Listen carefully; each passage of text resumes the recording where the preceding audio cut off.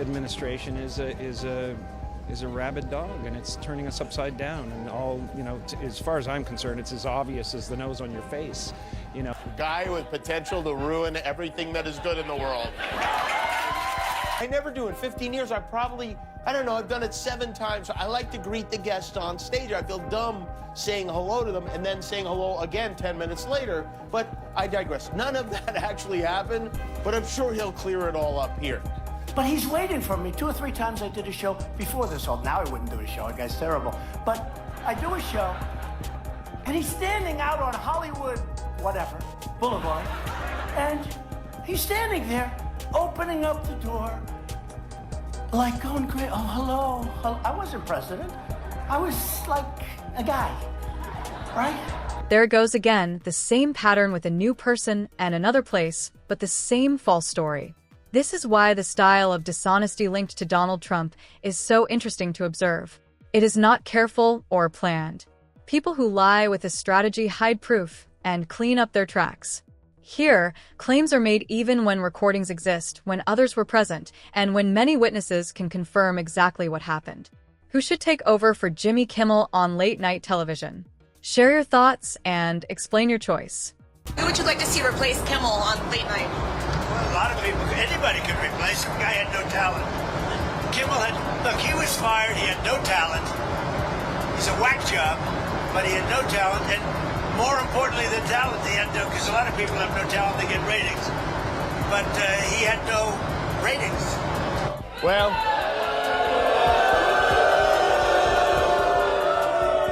I do tonight.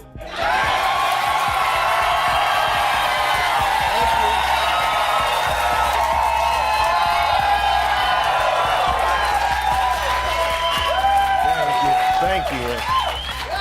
Anyway, as I was saying before I was interrupted. That applause wasn't only for a TV host returning after a suspension. It felt like the audience finally letting out a breath they'd been holding for 6 days, unsure how things would end. Would the comedian just fade away, or would someone stand up? When Kimmel stepped on stage, the crowd went wild, and the message was obvious. Instead of bringing him down, it only made him more popular. Well, guys, the big story is that Jimmy Kimmel was suspended by ABC after pressure from the FCC, leaving everyone thinking WTF. It's been overwhelming. I've heard from a lot of people over the last 6 days. I've heard from all the people in the world over the last 6 days. Everyone I have ever met has reached out 10 or 11 times. 6 days. That's all it took for the story to spread across the world and come back again. Actors, reporters, leaders, and everyday people who had never spoken up before suddenly started paying attention. They began to see that what happened to Jimmy Kimmel wasn't only about a late-night show. It raised a bigger concern about what could happen next to someone else, and then another after that. If it could happen to him, if a president could influence a network and remove a host without facing any consequences, then it was no longer just about jokes or entertainment. It became a question of who is allowed to speak and who holds that power. I am a person who gets a lot of threats. I get many ugly and scary threats against my life, my wife, my kids, my co-workers because of what I choose to say. And I know those threats don't come from the kind of people on the right who I know and love. So that's what I wanted to say on that subject. But he did his best to cancel me. Instead, he forced millions of people to watch the show. That backfired bigly. He might have to release the Epstein files to distract us from this now.